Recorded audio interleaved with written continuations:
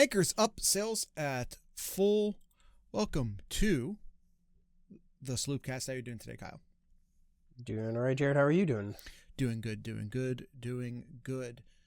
I can actually turn the noise gate back on because I don't crack a second beer as we record these two episodes in one night. I don't have any witty banter at the top, Kyle. Do you have any witty banter, or do you just want to get to know our enemy? I am fresh out of witty banter. Just 4 weeks ago, we would have thought this would have been like a 2.5 point spread or something. Instead, we add an extra 0 in it, and it's a 20.5 point spread. Yeah. How about that? So let's get to know our enemy, the Penn State, not our rival, Nittany Lions. Coming into this game, going to just be honest here, Jared. Like, you look at the numbers, especially as a team. Sure, it's not terrible. It's not great, but it's not terrible. 38th in the country in points per game offensively. Defensively, 33rd. Points per play, 23 offense, 38 defense. It's not a terrible team. They just had a very, very rough last 4 games here. And now that they are without their head football coach, and we got to see, hey, let's see if they can have some magic like UCLA did. Yeah, no. Nope. They go on the road to Iowa City and they lay a duck and lose to Iowa. That's the second. I mean, that's an improvement because earlier in the season they got laid by a duck. Sure, yeah. But they had less than 100 passing yards in that game. As did Iowa, I believe. Oh, crap, you're right, yeah. 93 yards for Ethan Gunkmeyer. Yeah. And 68 yards. Yeah. For Iowa. Combined of 0 touchdowns for both quarterbacks and 3 interceptions. That is so needless to say, we are classic not Big Ten worried. Action. Yeah. We are not worried. I am not worried about Penn State's passing attack here. No. Ethan coming to this game. Runkmeyer. Well, not good at all. What is that percentage? 58% passing percentage. In his 1 touchdown, 2 interceptions. In his defense, he's only played 1 full game, and sure, it was against a good defense. Iowa, for all of their flaws, still they're about to play an even better defense here. Well, this is true. I'm just trying to not. It was also his first start. I'm just trying to build in a little bit of room for Ethan Grunkmeyer, because I don't want to just be like, he sucks based off of 1 game where he was thrown in the middle of the season, not expected to start, not expected to play, does not have good wide receivers around him. As you know, the wide receivers were not putting up great numbers when Drew Aller was in. And I know that like a lot of Ohio State fans like to crap on Drew Aller. And I always think he's going to be a better pro than he was in college. I think that Franklin didn't know how to develop a quarterback, how to put together a passing offense. They've never had a passing game. They've never had wide receivers. You could name the number of good wide receivers under James Franklin over the past. How long was he at Penn State? 10, 11, 12 years? 11 or 12 years? Something like that. you can count on one hand the number of good wide receivers they had during that time. Sure. And again, I think Drew Aller's a lot better quarterback than Ohio State fans would give him credit for. I don't think he was the problem at Penn State. No. Which is to say, even if Ethan Grunkmeyer was a really good quarterback, I don't think that him stepping in is going to suddenly fix things, that things are suddenly going to get better at Penn State, because I don't think Drew Aller was the problem. No. And even if definitely, and even if Penn State, even if James Franklin is gone, it still has his offensive coaching staff in place at Penn State. Yeah. That's the problem here. Like in this game here, the thing Ohio State is going to have to worry about is the dual running backs. Very good, incredibly talented running backs. Incredibly. Could they go off? Sure. They could go off against Ohio State. I mean, Allen, they rushed Allen 28 times against Iowa for 145, averaging over 5 yards a carry. That is a workhorse there. Yeah. Singleton didn't get as much action in that game there, but he very, very much could see a lot of action against Ohio State.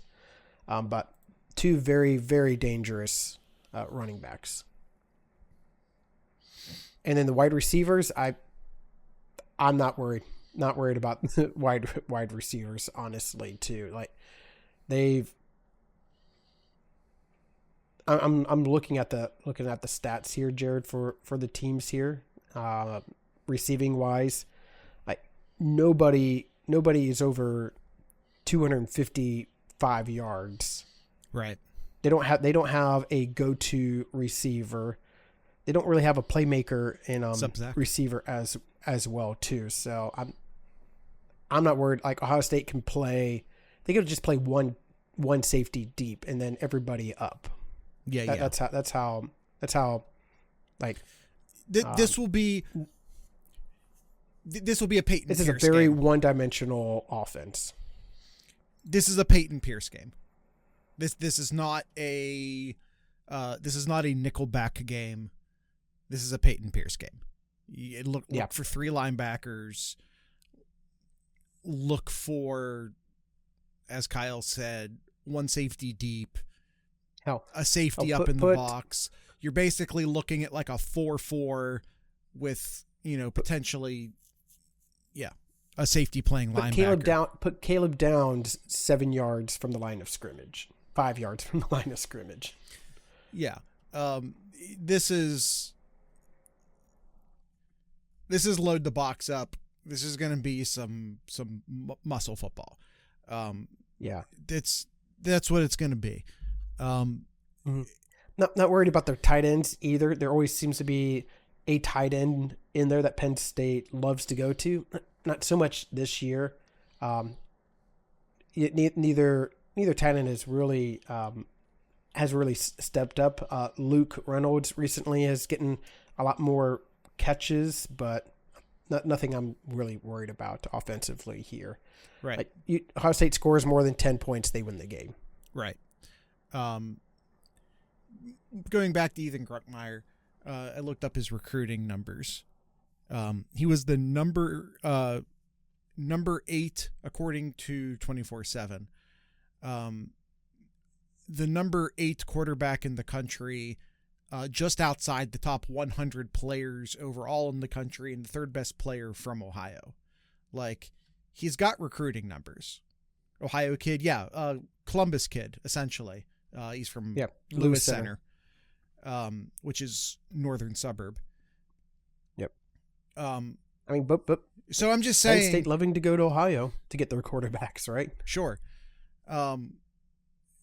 So I'm just saying, like, he's had a bye week. We might be seeing. It is within the realm of possibilities that we see a different Ethan Grunkmeyer this game than we saw against Iowa.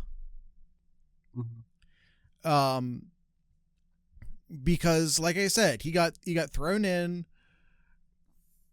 was not expected to play much this year, was not expected to start this year. Gets thrown in against Iowa. That game did not go well for him. Iowa has a really good defense, but now they've had a bye week. And by the way, a coaching change. My goodness. On top of everything else, and on top of him playing in his first game, it was with a brand new coach mid-season. I'm just saying he had a lot going against him for a redshirt freshman quarterback. Mm-hmm. He had a lot going against him in that Iowa game. Now he's had a bye week. A bye week with the new coaching staff, a bye week with him as the quarterback.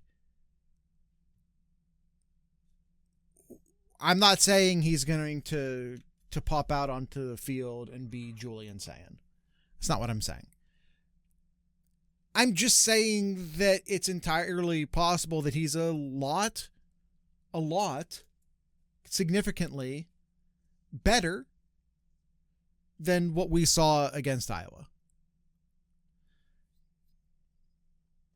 Again, does that mean he's going to come out and light the world on fire? No, probably not.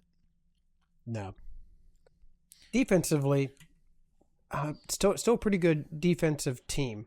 I think some of the numbers are a little misleading here because right now they're showing that they are the number 5 team in passing yards per game, number 10 in passing yards per pass. But teams are just running up against them, though. Right. They're at 98th in the country in running yards per game, 76th in running yards per rush. Like they're just deciding to run over passing. Now, I'm not saying like their secondary is still pretty good. The key Wheatley plays up. He's one of the leading tacklers for Penn State. Gets up there, kind of like Downs. Gets up there, makes the tackles that needs to be made. But I'm not. Don't be surprised if Ohio State gets their third down percentage gets lowered after this game here. This is still a really good Penn State defense, but they're just not going to be able to keep up offensively. I think as the game goes along, the offense can't stay on the field. The defense has to go back on, can't catch their breath, and the Ohio State offense is going to start wearing down the defense as the game goes along. Maybe closer than what a lot of fans want in the first half there. Maybe something like 14-3, something like that in the first half, but then Ohio State rolls on in the third quarter. So what you have an interesting dynamic here, right? Have we mentioned yet that the Coach Knowles is the defensive coordinator for Penn State, who obviously was the defensive coordinator for Ohio State the previous 3 seasons? And a lot of people would be like, he saw us every day in practice. Well, this coaching staff saw him every day in practice. And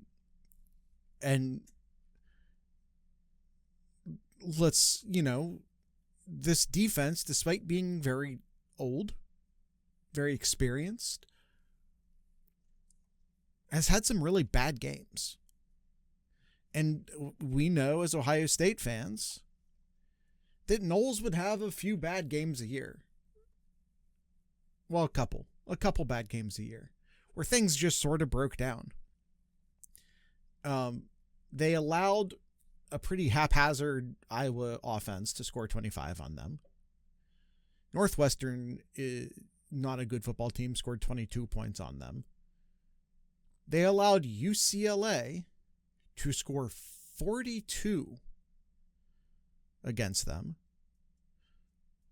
Oregon, and granted this happened in 2 overtimes, so this was not a in regulation score, scored 30 points against them. So Yeah, it was 17 in regulation. right. Yeah, and that's why I think like it could be pretty low scoring in that first half there. Okay, but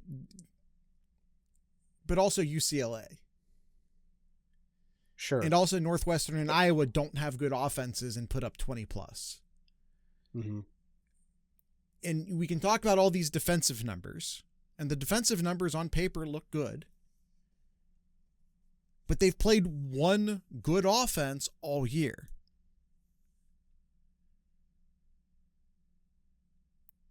Maybe two good offenses. The UCLA is a little... You kind of never know what you're going to get with UCLA. So let's say two... They're UCLA is talented but very inconsistent. So let's say two good offenses. Let's count UCLA. That allowed 30 points and 42 points against the only two good offenses they've played this year. Sure. Those defensive numbers are inflated by the fact that their out-of-conference schedule was Nevada, Florida International, and Villanova. Villanova, I think some people were surprised to find out actually have a football program.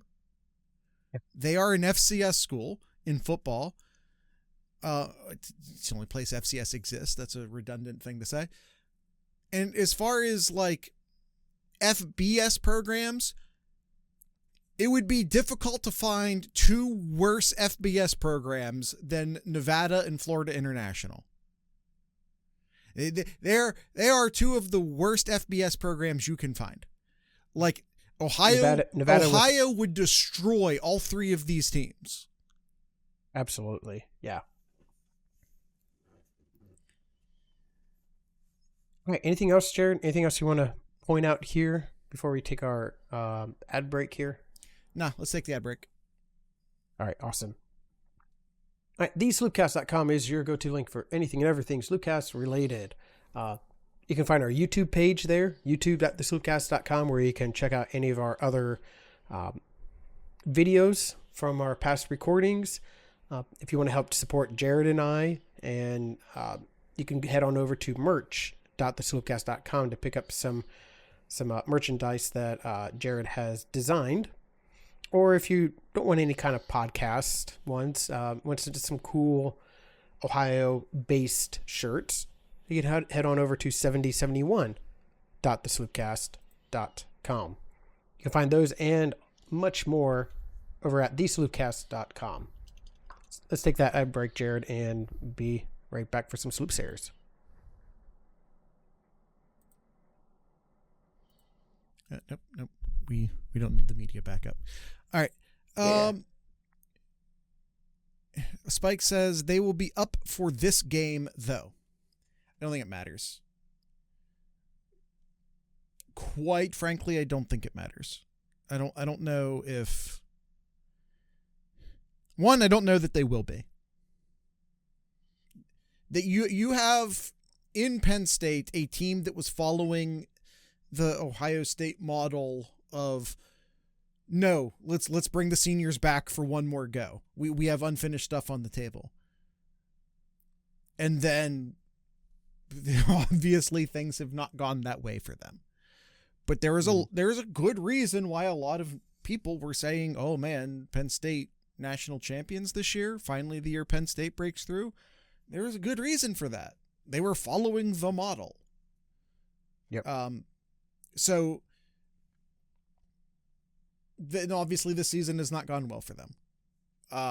The thing about it to me is that like motivation can only take you so far. Mm-hmm. And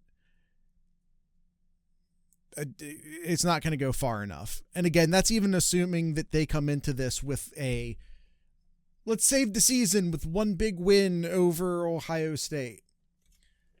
I don't see it. I think they're wading, that is, in the water, waiting for the season to end at this point. There's a bunch of older guys on there who are probably more worried about their NFL futures than they are the rest of this college football season. Their season's over.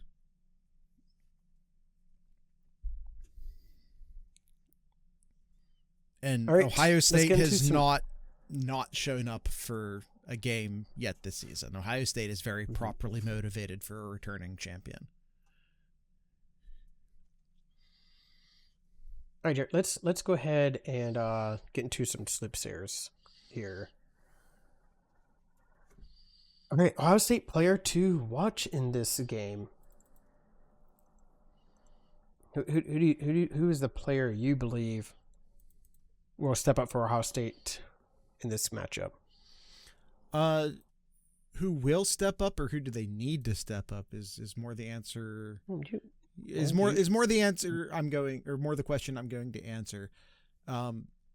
If you want to win this game the way that you want to win this game, if you're going to actually go in here and shut down Penn State, and if you're going to force a bunch of 3-and-outs, and if you're going to try and get the backups in for the fourth quarter, if that's the type of game you want this to be, you have to shut down their running attack. And that starts with Caden McDonald.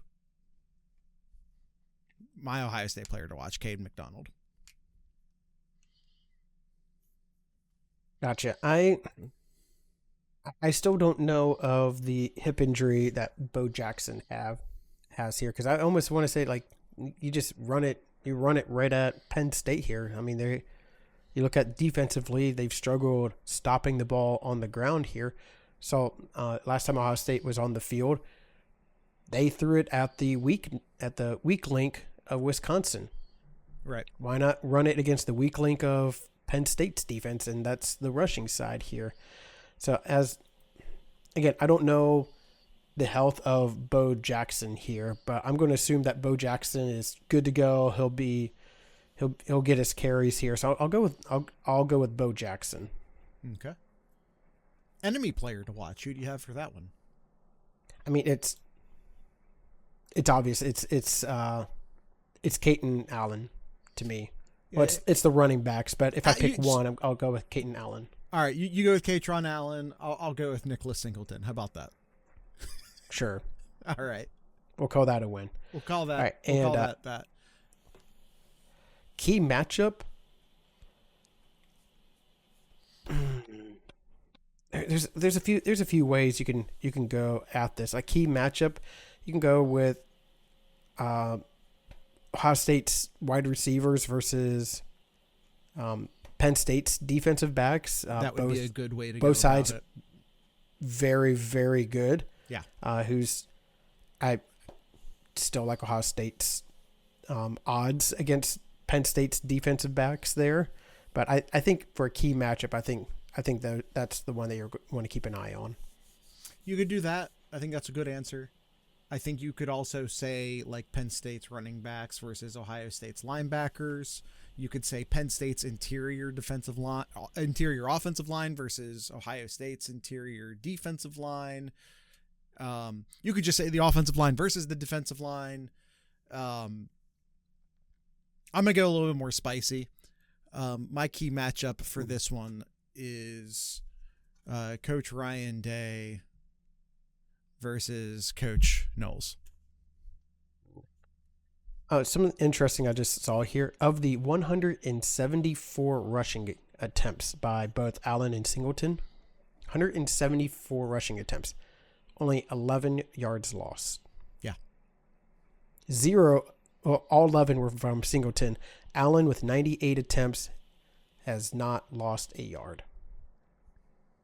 So I think it is important for Ohio State defensive line to be able to get that push, not let Penn State's offensive line get any kind of momentum and leverage. All right, the spread 20.5 to the home team of the Buckeyes. And if you listened to our Wednesday episode, you know that Kyle, me, and Austin, all three picked both a win and a cover for Ohio State. By the way, don't forget to read Austin's answer. I think he gave answers to all of the other questions too, so we can roll through that. Gotcha.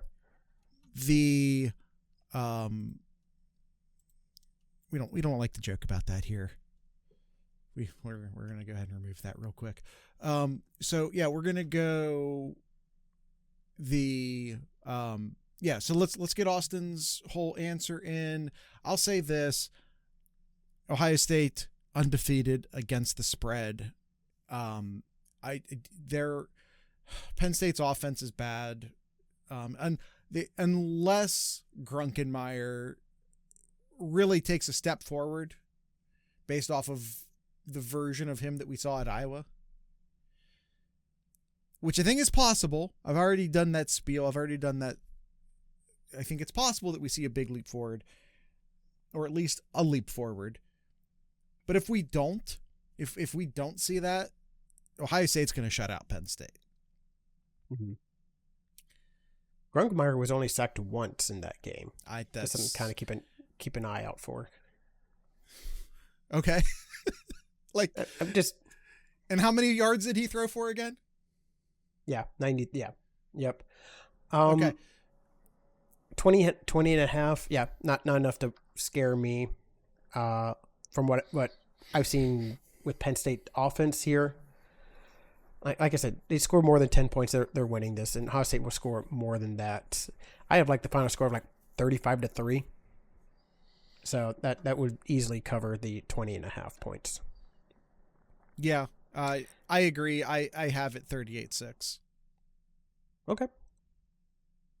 All right, and Austin says here, I feel bad for Chaz Coleman, but hopefully he's a Buckeye next year anyways. Rough season gets rougher. No UCLA magic for State Penn. Penn State player to watch is Amari Campbell. Leads the team in tackles. Not really worried about Jim Knowles' defense, but yeah, Ohio State players to watch is Jeremiah Smith. Seems like the type of guy to hold a grudge, and I think he's going to want to absolutely obliterate Knowles. And he has a matchup here of Hartline versus Knowles. Ooh. Cinema. 35-7. Buckeyes. Austin, I did not read your full answer, I promise. So that's just a little bit more synchronized thinking there. Speaking of Austin Kyle. Gosh, what is the... Oh, you ruined the my point transition. total. Sorry, point total 43.5 points. Yeah, I got that. That's under for me. Yeah, that tells me that they don't think Penn State's going to score much at all either. Well, I mean, if you do the Vegas math, it would be 43 minus 20. What they're saying, Penn State 13, Ohio State 33, right? No, I messed that up somewhere in there. You did. It'd be like... Did I not PEMDAS? Yeah, it'd be like 12. It'd be like 12 to 31, 32, something like that. So, but right. Either way, don't do math live. Either way, don't do math live, kids. Don't do the math live. No, but you. I'm just saying right now, Penn State's not scoring over 10. So Vegas is just wrong. Yeah. Vegas is just wrong. Penn State's not scoring over 10 points. Yeah. All right. Austin's over unders here. You ready for it? Ready. All right. Over unders for Brian's future team. Penn State's sacks. Hold on, timeout. This is all over the place. Listen, I love Brian Hartline. He's not going to be the offensive coordinator here forever, and that's a good thing. For the future of Ohio State, at some point you want Brian Hartline to go out and get head coaching experience somewhere else. That's probably a good thing long-term for the program. Because he could if that goes well, Ryan Day will, leave eventually. Right. So you want Brian Hartline to go out and be a successful head coach somewhere. So that he can come back. Brian Hartline's barely an offensive coordinator at this point. He is still learning the offensive coordinator role. The Penn State head coaching job is That's a huge leap for him right now. That's a huge leap for him right now. Could he go be the head coach at Toledo? He could probably do better than Toledo. Was somewhere we needed somewhere halfway. Cincinnati. Could he go be the head coach at Cincinnati? Sure. But Cincinnati's doing pretty good this year, so yeah. Well, which typically for them means that their head coach gets poached. Yes.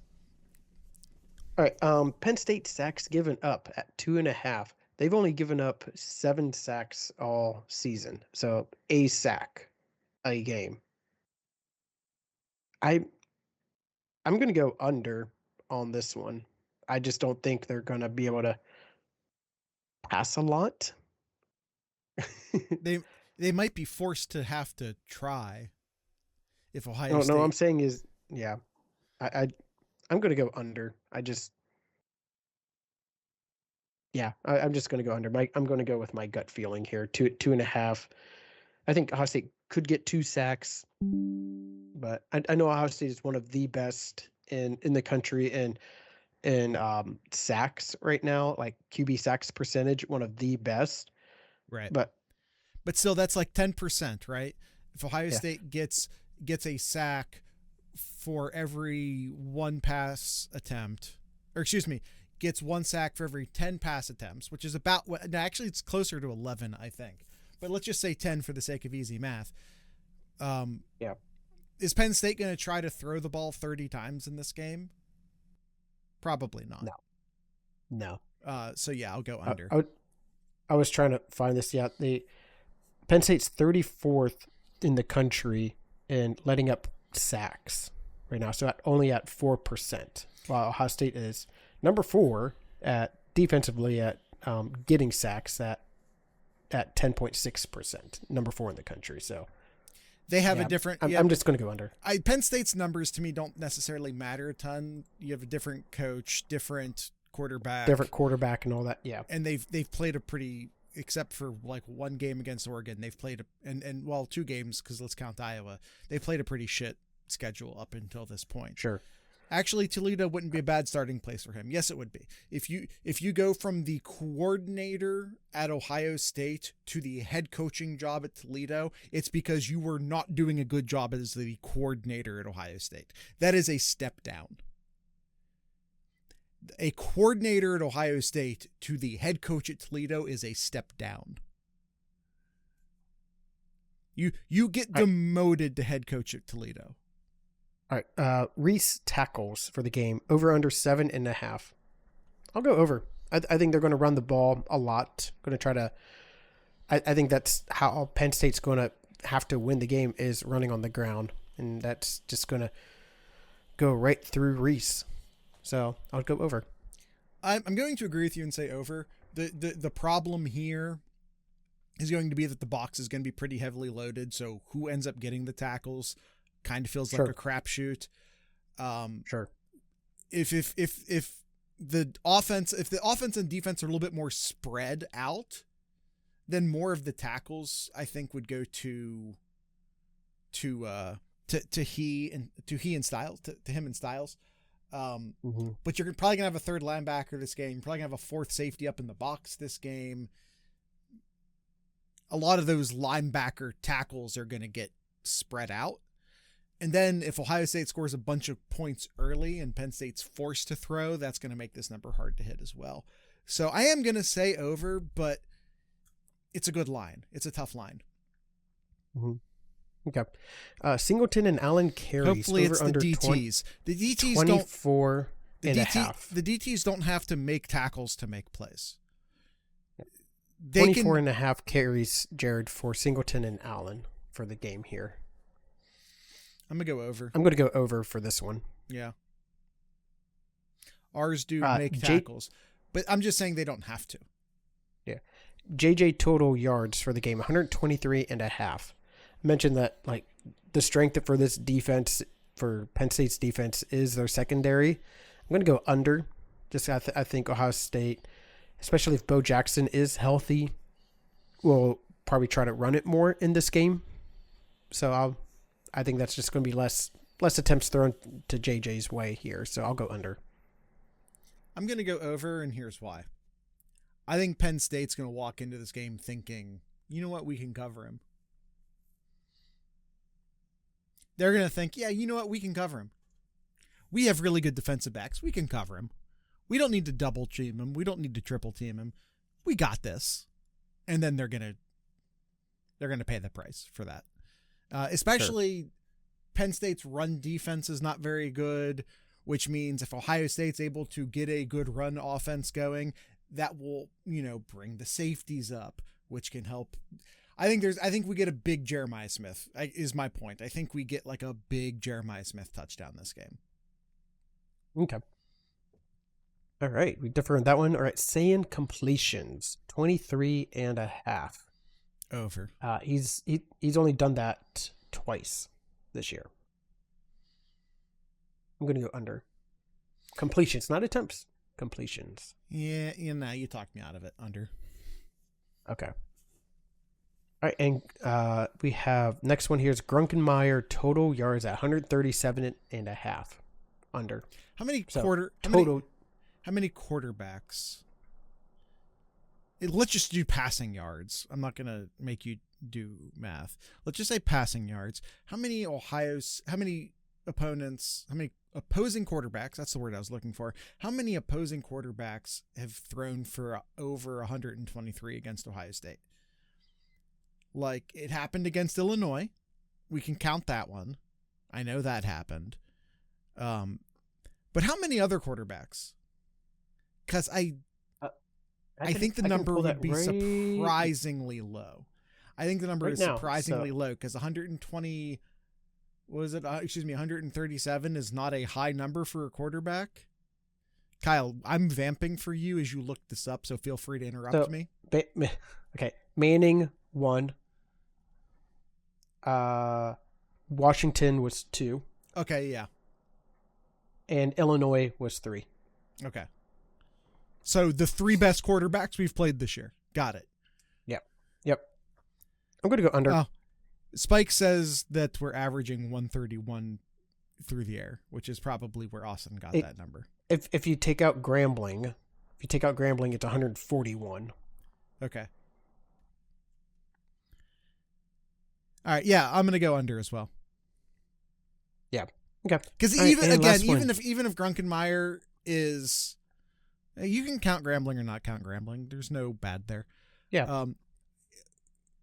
Even if Grunkenmeyer comes out and is like, again, twice as good, which still wouldn't be a lot, but twice as good as he was against Iowa, not necessarily statistically, but just like, as a quarterback, he much improved with some actual practice time. The Penn State's wide receivers are still shit. Mm-hmm. Okay. All right. And last one, Jackson and West rushing yards at 103.5. I'm going to go with my theme here, Jared. Mm-hmm. I'm going to go over. Man, it just depends. This so heavily depends on Jackson's health. It is, but I'm going to trust that Jackson is healthy here, and if he isn't, well then I lose a point. No, you don't, because I'm going to agree with you. So we'll go down together because right. if Jackson, let's say Jackson's 90% healthy, I think they hit this. All right, and that's it. That is our episode, and then we got to know our enemy, Penn State, not our rivals, Nittany Lions. James Franklin back from the dead this Halloween, rising from the grave. Do you think it's a mistake? It's all of the new trend in college football is to fire your coach mid-season as opposed to waiting until this. It used to be we'd have like. Do? What's that? So what are you gonna do? Like you can't hire a coach in the middle of the season. It used to be that like the week after Thanksgiving. Mm-hmm. Like that Monday after Thanksgiving it just, like, the news wire would blow up. It would be a bloodbath, just head coach after head coach after head coach just getting the axe. Because they didn't like to fire coaches mid-season in college football, but that meta has shifted. And I don't know why that meta has shifted. I'd be interested if anyone has any theories, drop them in the YouTube chat. Why has that meta shifted? Does anyone have a good theory on that? Or is it just monkey see, monkey do? Some organizations started doing it, so some other organizations also started doing it. Is it monkey see, monkey do, or is there good actual reasoning behind it? Probably to keep NIL money happy. Keeping boosters happy has been around for as long as college football has been around. I mean, because even if they weren't paying players before, they were still building press boxes. But now it has more impact. No, not to the school presidents, because it's still money. The money might be going to different places, but the entire purpose of the football programs is to drive donations and to drive admissions. It is the advertising wing of the university. That is what college athletics is. It's just advertisements. It's the front porch of the program.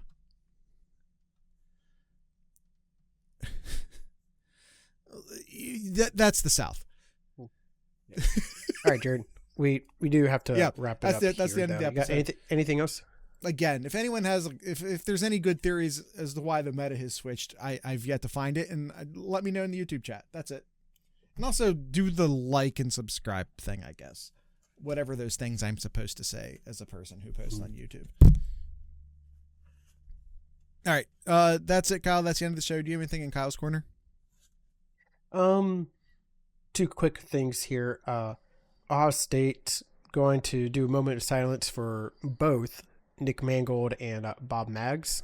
Yeah. Bob Maggs just recently passed away. He was a multi all Big Ten center years ago. Yeah. And as well as Urban Meyer, Jared, who's fine, going to be ringing the victory bell. Yes. For this game. Yeah. Fox will be on campus, so that's. Yeah, they'll definitely have cameras up in there, and Urban Meyer going to make it a big deal and all that. So we'll get to see it. Well, of course, Fox wants. Of course, they're doing the pregame, and Urban's gonna be ringing the bell. They're gonna love that. Add the Fox cameras, and everyone are gonna love that. Yeah. All right, that's all. There's a lot more, but I'll just stick with those two. That's perfectly fair. Yeah, so that's it. That's the end of the show. So tonight's ending music will be brought to you by Courtney from work.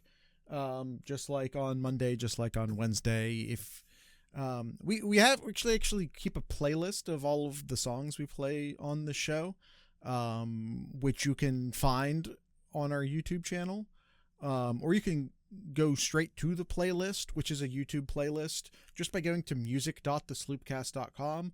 Or again, the playlist is just published to our YouTube channel, which is youtube.thesloopcast.com. Or of course, just search Sloopcast on YouTube. You'll find it. So, and also the songs are in the show notes, because I know on YouTube we don't actually play the song because we can't, because copyright, but it's in the show notes if you want to click on it. And again, the larger playlist is also linked. So, or it's not linked, but I told you what the addresses are. So, with all that being said, I'd like to encourage everyone to drink local beer, listen to local music, and of course, support your local podcasters. Once again, this is Courtney from work.